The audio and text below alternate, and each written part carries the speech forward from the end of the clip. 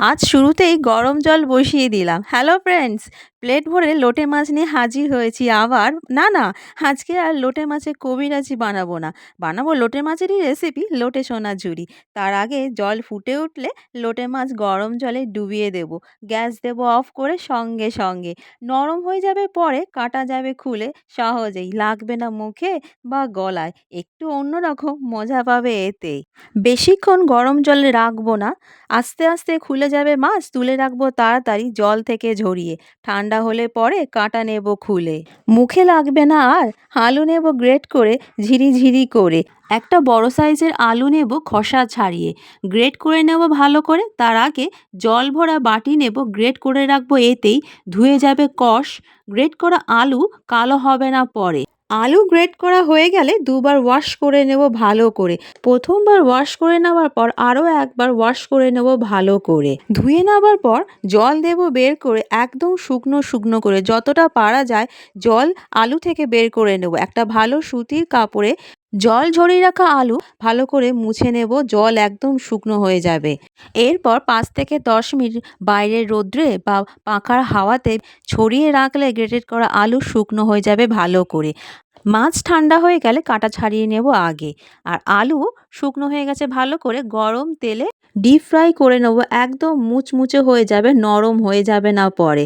এক রাউন্ড হয়ে গেছে, সেকেন্ড রাউন্ড শুরু করে দিলাম আমি। ডিপ ফ্রাই হয়ে যাবে তাড়াতাড়ি। ও বলা হয়নি আমার, নুন দিয়ে ডিপ ফ্রাই করবে না, নরম হয়ে যাবে তেলে। নুন ছাড়াই আলু ডিপ ফ্রাই করে নেবে, হলুদ হালকা করে, হলুদ ছড়িয়ে। রং হবে পাকা, একদম সোনার মতো ডিপ ফ্রাই হয়ে গেল গ্রেটেড করা আলু। তুলে রাখবো আলাদা করে, লাগবে পরে দেখাবো ভালো করে। কেমন হয়েছে দেখাই, একদম ঝরঝরে মুচমুচে, লেগেনি কারোর সাথে। 1 মিনিট, এইবার দেবে 1 চিমটে নুন ছড়িয়ে ফ্রাই করা আলুর সাথে, মিশে যাবে ভালো করে, খেতে ভালো হবে। এইবার আসি লোটে মাছে, রান্না হবে সর্ষের তেলে। ফোড়নে যাবে একটা তেজপাতা, 2টো শুকনো লঙ্কা, 2টো ক্রাশ করে রাখা রসুন ভালো করে ফ্রাই করে নেব আগে। বড় সাইজে 2টো পেঁয়াজ দিয়েছি কেটে, লাল করে ভেজে নেব আগে। মশলার গুঁড়ো দেব মিশিয়ে, 1 চামচ করে কাশ্মীরি লঙ্কার গুঁড়ো, 1/2 চামচ হলুদের গুঁড়ো, বড় চামচের 1 চামচ করে রসুন বাটা, 1 চামচ করে আদা বাটা, ঝাল অনুযায়ী কাঁচা লঙ্কা বাটা 1 চামচ করে মিশিয়ে নেব ভালো করে। টমেটো পেস্ট দেব 3 চামচ করে, কষে নেব ভালো করে, তেল ছাড়বে পরে।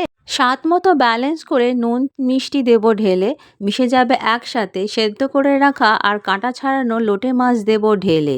জল পড়বে না এতে, ভালো করে কষতে হবে, মিশে যাবে একসাথে। জলও যাবে শুকিয়ে, আস্তে আস্তে করে ঝুড়ো ঝুড়ো হয়ে যাবে, তাই মিশাতে থাকো ভালো করে, ধরে যেন না যায় পরে, পুড়ে গেলেই নষ্ট হবে রেসিপি। শুকনো শুকনো হয়ে গেছে ভালো করে, নামাবার আগে মিশিয়ে নেব কেটে রাখা ধনে পাতা, 1/2 চামচ করে গরম মশলার গুঁড়ো ছড়িয়ে দেব একসাথে। কসুরি মেথি পাতা গুঁড়ো করে নেব, হাতে মিশিয়ে নেব সাথে সাথে। তৈরি হয়ে গেল লোটে মাছের ঝুড়ো। তার আগে নামাবার আগে দিয়ে দেব গন্ধরাজ লেবুর রস, লাগবে বেশ ভালো। তৈরি হয়ে গেল লোটে মাছের সোনাঝুরি। কি করে হলো দেখাই তোমাদের এবার। থালা ভরে সাজিয়ে রেখেছি পাতে, ওপর দিয়ে ছড়িয়ে দেবো গ্রেটেড সোনালি রঙের ডিপ ফ্রাই করা মুচমুচে আলু। সোনালি রঙে সোনাঝুরি আলু ওপরে দিলেই তৈরি হয়ে গেল লোটে মাছের সোনাঝুরি।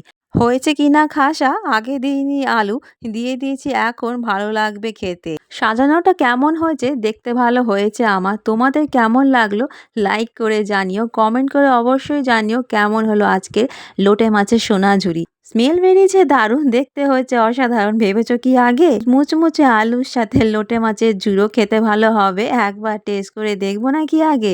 টেস্ট করি আগে। আলু তো হয়েছে মুচমুচে, হয়েছে বেশ ভালো, জমে গেছে পাতে, লোটে মাছও যায় কিসে কম। সাবস্ক্রাইব করে রেখে শেয়ার করে দিও রেসিপি। একটু যদি পাশে থাকো, ক্ষতি হবে কি তোমাদের? আজ তাহলে আসি, দেখা হবে পরে। সুস্থ থেকো, ভালো থেকো।